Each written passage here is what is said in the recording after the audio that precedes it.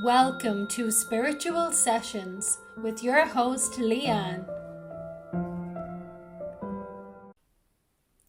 Hello everyone and welcome back. Today we're delving into Chapter 8 or Planes of Correspondence of the book The Kybalion, wrote by the 3 initiates. And these 3 initiates would have been initiates of Hermes' school of thought, or the school of thought that Hermes would have taught to his students. And really it's a whole understanding of the universe and how the universe works and the laws of the universe. So this information is extremely helpful for anybody who wants to understand why things happen and how things happen in the universe around them. And by learning these laws, you have a better chance, and actually the book and the teachings say that once you learn these laws and you implement them properly, really you're going to separate yourself from the general people. And it's only because people don't know about these laws, but these laws will help you truly understand how the universe works, and therefore use that information to your advantage and live a smooth and calm life when you learn how to implement these laws. So very important and very insightful information that can really help us on our journey here and in our lifetime. So without further ado, thank you so much for joining me, and let's get into it. Chapter 8, Planes of Correspondence. As above, so below. As below, so above. The Kybalion. The great second Hermetic Principle embodies the truth that there is harmony, agreement, and correspondence between the several planes of manifestation, life, and being. This truth is a truth because all that is included in the universe emancipates from the same source, and the same laws, principles, and characteristics apply to each unit or combination of units of activity. Each manifests its own phenomena upon its own plane. For the purpose of convenience of thought and study, the Hermetic philosophy considers that the universe may be divided into 3 great classes of phenomena, known as the 3 great planes, namely the great physical plane, the great mental plane, and the great spiritual plane. These divisions are more or less artificial and arbitrary, for the truth is that all of the 3 divisions are but ascending degrees of the great scale of life, the lowest point of which is undifferentiated matter, and the highest point that of spirit. And, moreover, the different planes shade into each other, so that no hard and fast division may be made between the higher phenomena of the physical and the lower of the mental, or between the higher of the mental and the lower of the physical.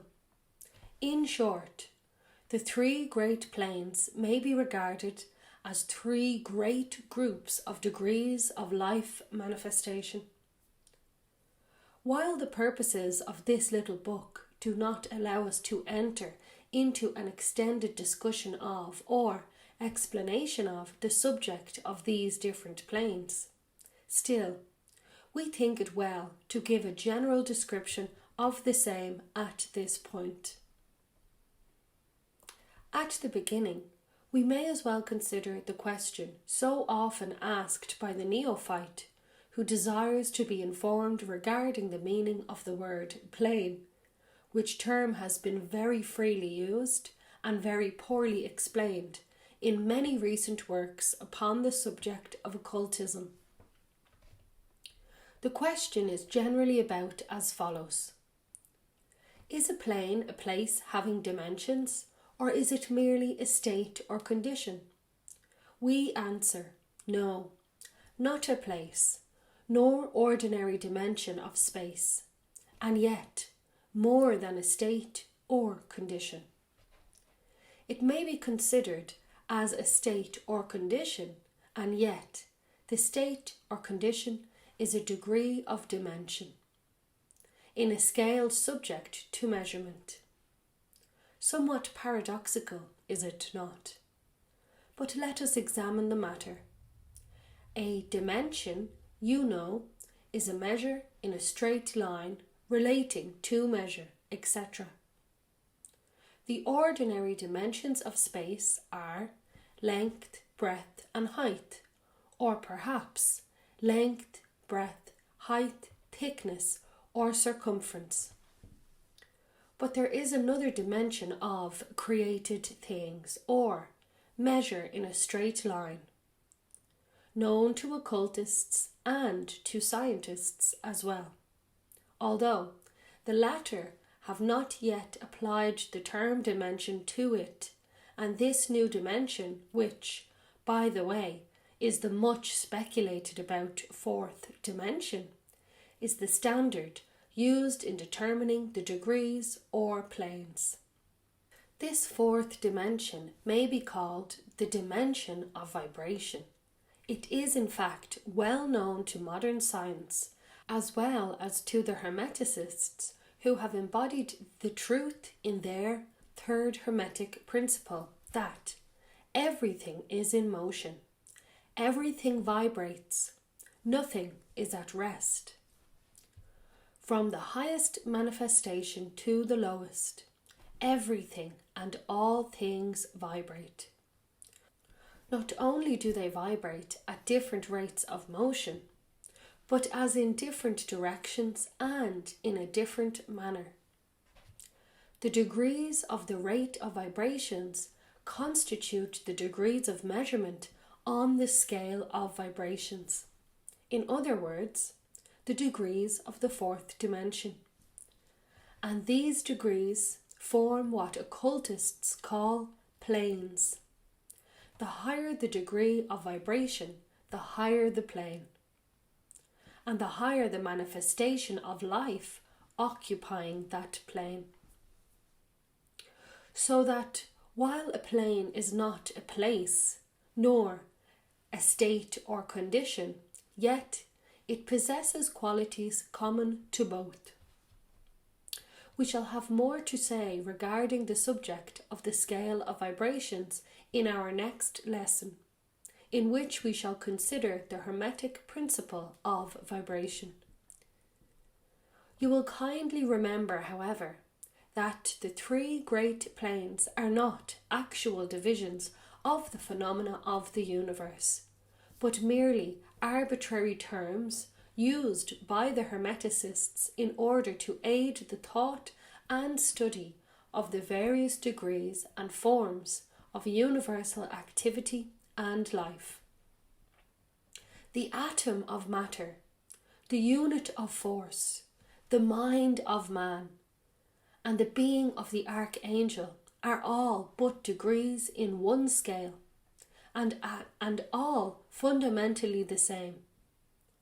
The difference between solely a matter of degree and rate of vibration are all creations of the All, and have their existence solely within the infinite mind of the All.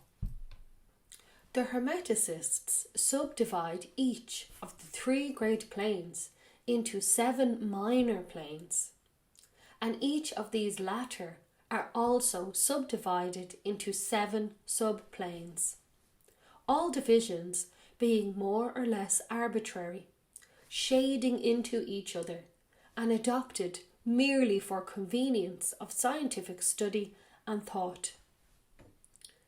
The great physical plane and its 7 minor planes is that division of the phenomena of the universe which includes all that relates to physics or material things, forces and manifestations. It includes all forms of that which we call matter, and all forms of that which we call energy or force. But you must remember that the Hermetic philosophy does not recognize matter as a thing in itself, or as having a separate existence even in the mind of the All. The teachings are that matter is but a form of energy, that is, energy at a low rate of vibrations of a certain kind, and, accordingly, the Hermeticists classify matter under the head of energy and give it to 3 of the 7 minor planes of the great physical plane. These 7 minor physical planes are as follows: the plane of matter A, the plane of matter B, the plane of matter C, the plane of ethereal substance, the plane of energy A, the plane of energy B, the plane of energy C. The plane of matter A comprises the forms of matter in its form of solids, liquids and gases, as generally recognized by the textbooks on physics. The plane of matter B comprises certain higher and more subtle forms of matter of the existence of which modern science is but now recognizing. The phenomena of radiant matter, in its phases of radium, etc., belonging to the lower subdivision of this minor plane. The plane of matter C comprises forms of the most subtle and tenuous matter, the existence of which is not suspected by ordinary scientists. The plane of ethereal substance comprises that which science speaks of as the ether, a substance of extreme tenuity and elasticity pervading all universal space and acting as a medium for the transmission of waves of energy, such as light, heat, electricity, etc. This ethereal substance forms a connecting link between matter, so-called, and energy, and partakes of the nature of each. The Hermetic teachings, however, instruct that this plane has 7 subdivisions, as have all of the minor planes, and that in fact there are 7 ethers instead of but 1. Next above the plane of ethereal substance comes the plane of energy A, which comprises the ordinary forms of energy known to science, its 7 subplanes being respectively heat, light, magnetism, electricity and attraction, including gravitation, cohesion, chemical affinity, etc., and several other forms of energy indicated by scientific experiments but as yet not named or classified. The plane of energy B comprises 7 subplanes of higher forms of energy not as yet discovered by science, which have been called nature's finer forces, and which are called into operation in manifestations of certain forms of mental phenomena, and by which such phenomena becomes possible. The plane of energy C comprises 7 subplanes of energy so highly organized that it bears many of the characteristics of life, but which is not recognized by the minds of men on the ordinary plane of development, being available for the use of beings on the spiritual plane alone. Such energy is unthinkable to ordinary man, and may be considered almost as the divine power. The beings employing the same are as gods, compared even to the highest human types known to us. The great mental plane comprises those forms of living things known to us in ordinary life, as well as certain other forms not so well known except to the occultist.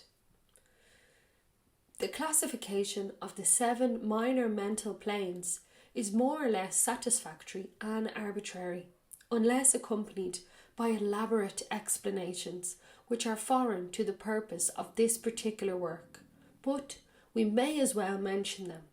They are as follows. the plane of the mineral mind, the plane of the elemental mind, A, the plane of the plant mind, the plane of the elemental mind, B, the plane of the animal mind, the plane of the elemental mind, C, and the plane of the human mind. The plane of the mineral mind comprises the states or conditions of the units or entities or groups and combinations of the same, which animate the forms known to us as minerals, chemicals, etc. These entities must not be confounded with the molecules, atoms, and corpuscles themselves, the latter being merely the material bodies or forms of these entities, just as man's body is but his material form and not himself. These entities may be called souls in one sense, and are living beings of a low degree of development, life, and mind, just a little more than the units of living energy, which comprise the higher subdivisions of the highest physical plane. The average mind does not generally attribute the possession of the mind, soul, or life to the mineral kingdom, but all occultists recognize existence of the same, and modern science is rapidly moving forward to the point of view of the Hermetic in this respect. The molecules, atoms, and corpuscles have their loves and hates, likes and dislikes, attractions and repulsions, affinities and non-affinities, etc. And some of the more daring of modern scientific minds have expressed the opinion that the desire and will, emotions and feelings of the atoms differ only in degree from those of men.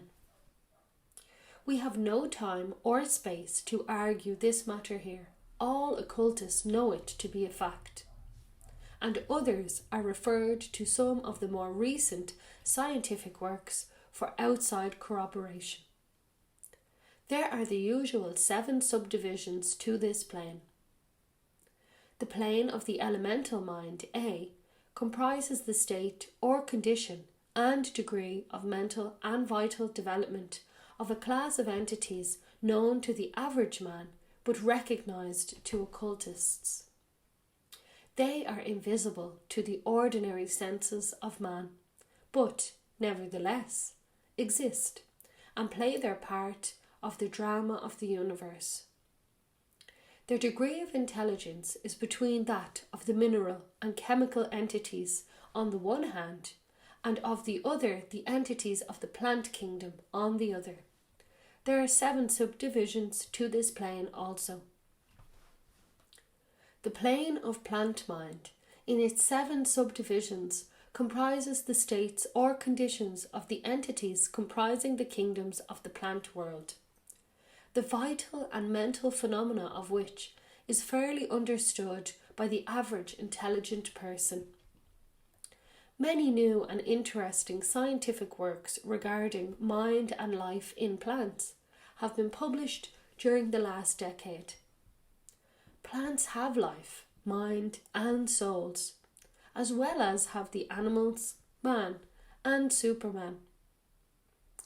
The plane of the elemental mind, B, in its 7 subdivisions, comprises the states and conditions of a higher form of elemental or unseen entities, playing their part in the general work of the universe, the mind and life of which form a part of the scale between the plant of the plant mind and the plane of the animal mind, these entities partaking of the nature of both.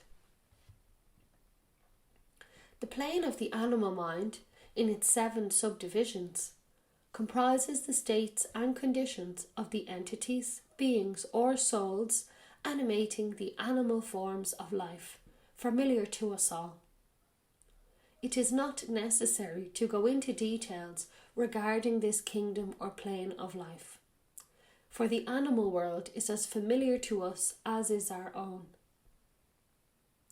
The plane of the elemental mind, C, in its 7 subdivisions, comprises those entities or beings, invisible, are as such all elemental forms, which partake of the nature of both the animal and human life, in a degree and in certain combinations. The highest forms are semi-human in intelligence. The plane of the human mind, in its 7 subdivisions, comprises those manifestations of life and mentality which are common to man, in his various grades, degrees, and divisions. In this connection, we wish to point out that the fact that the average man of today occupies but the 4th subdivision of the plane of the human mind, and only the most intelligent have crossed the borders of the 5th subdivision. It has taken the race millions of years to reach this stage, and it will take many more years for the race to move on to the 6th and 7th subdivisions and beyond. But remember that there have been races before us which have passed through these degrees and then on to higher planes. Our own race is the 5th, with stragglers from the 4th, which has set foot upon the path. And then there are a few advanced souls of our own race who have outstripped the masses, and who have passed on to the 6th and 7th subdivision, and few still being further on. The man of the 6th subdivision will be the Superman. He of the 7th will be the Overman. In our consideration of the 7 minor mental planes, we have merely referred to the 3 elementary planes in a general way.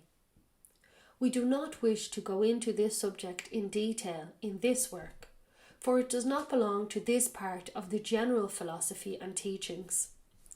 But we may say this much, in order to give you a little clearer idea of the relations of these planes to the more familiar ones. The elementary planes bear the same relation to the planes of mineral, plant, animal, and human mentality and life that the black keys on the piano do to the white keys.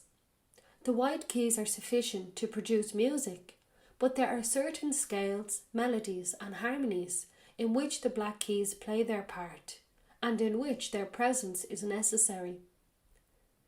They are also necessary as connecting links of soul connection, entity states, etc., between the several other planes.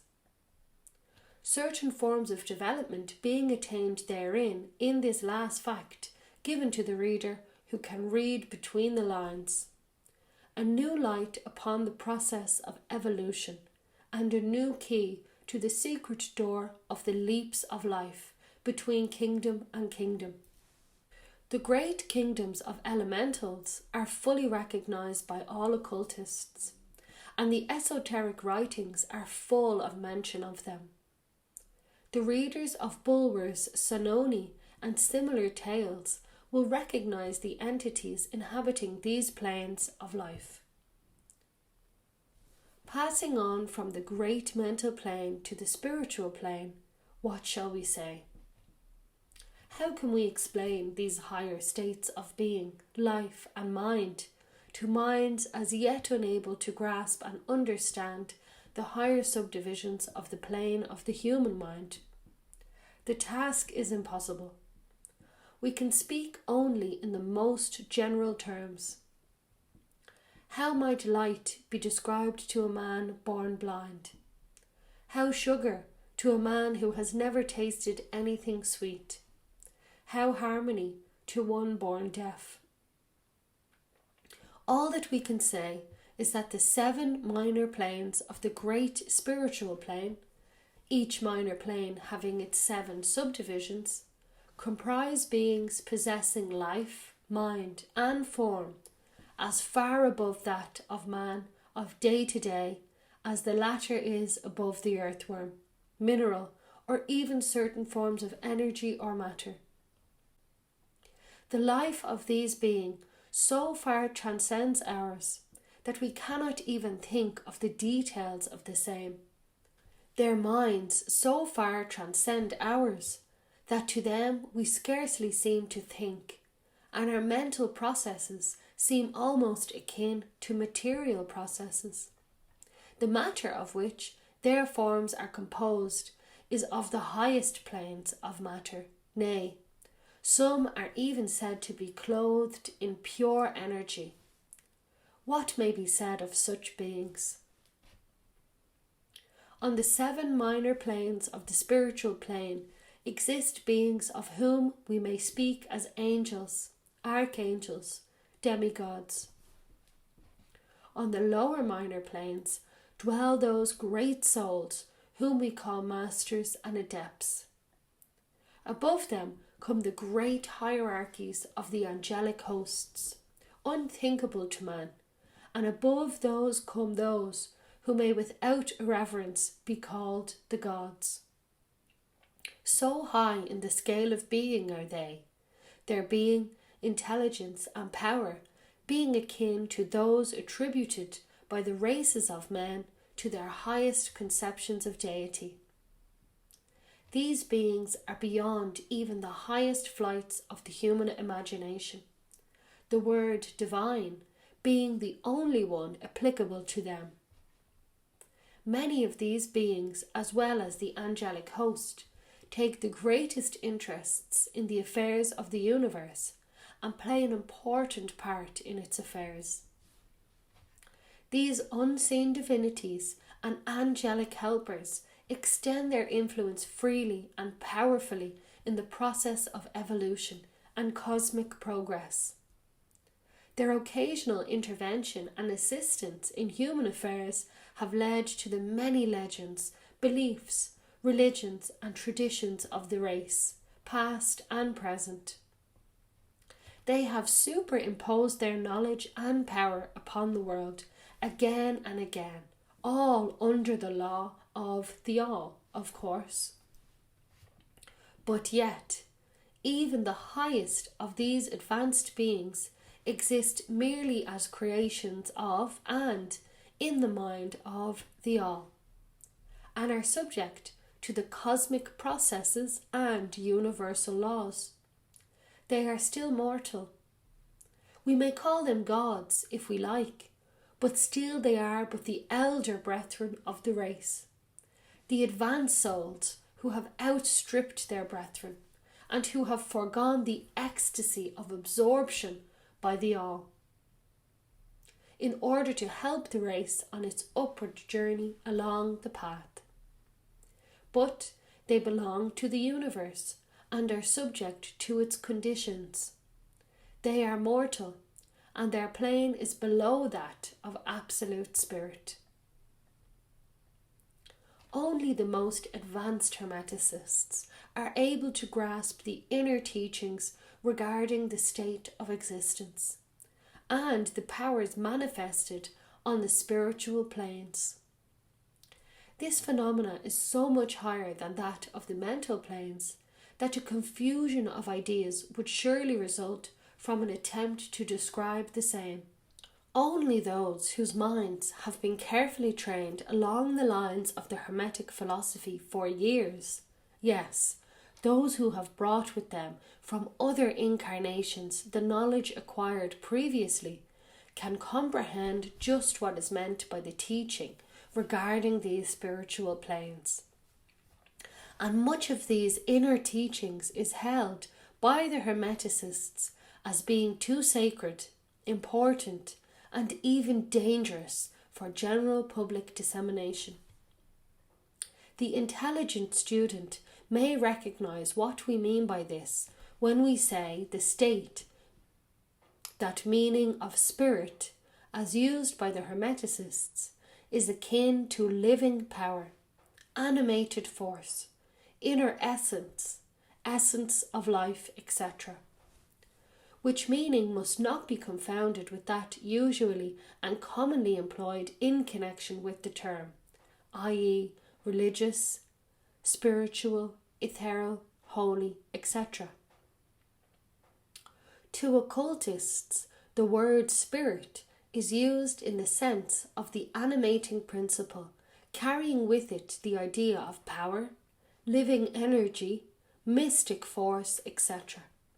And occultists know that which is known to them as spiritual power may be employed for evil as well as good ends, in accordance with the principle of polarity, a fact which has been recognized by the majority of religions in their conceptions of Satan, Beelzebub, the devil, Lucifer, fallen angels, etc. And so, the knowledge regarding these planes has been kept in the Holy of Holies, in all esoteric fraternities and occult orders, in the secret chamber of the temple. But this may be said here, for those that have attained the higher spiritual powers and have misused them, they have a terrible fate in store for them. And the swing of the pendulum of rhythm will eventually swing them back to the furthest extreme of material existence, from which point they must retrace their steps spiritward, along the weary rounds of the path, but always with the added torture of having always with them a lingering memory of the heights from which they fell owing to their evil actions. The legends of the fallen angels have a basis in actual facts, as all occultists know. The striving for selfish power on the spiritual planes inevitably results in the selfish soul losing in spiritual balance and falling back as far as it had previously risen. But even to such a soul, the opportunity of a return is given, and such souls make the return journey, paying the terrible penalty according to the invariable law. In conclusion, we would again remind you that according to the principle of correspondence, which embodies the truth, as above, so below, as below, so above, all of the 7 Hermetic principles are in full operation on all of the many planes, physical, mental, and spiritual.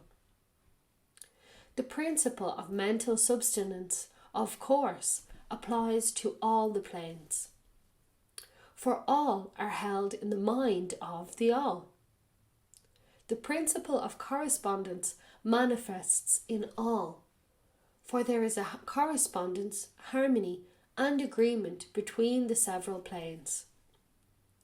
The principle of vibration manifests on all planes. In fact, the very differences that go to make the planes arise from vibration, as we have explained. The principle of polarity manifests on each plane, the extremes of the poles being apparently opposite and contradictory. The principle of rhythm manifests on each plane, the movement of the phenomena having its ebbing and flow, rise and flow, incoming and outgoing. The principle of cause and effects manifests on each plane, every cause having its effect, and every effect having its cause. The principle of gender manifests on each plane, the creative energy always being manifest and operating along the lines of its masculine and feminine aspects. As above, so below. This centuries-old Hermetic axiom embodies one of the great principles of universal phenomena. As we proceed with our consideration of the remaining principles, we will see even more clearly the truth of the universal nature of this great principle of correspondence.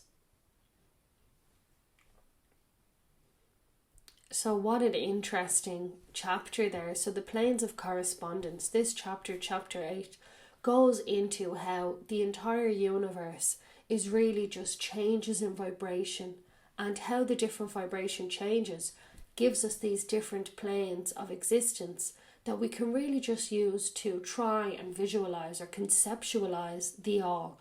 Because at the end of the day, all there is the all. But there's different planes of existence, and even within the human plane, each of these planes has 7 subdivided planes to try and get your mind around, or to be able to study how everything in the universe is laid out in a particular fashion. Very, very exciting stuff.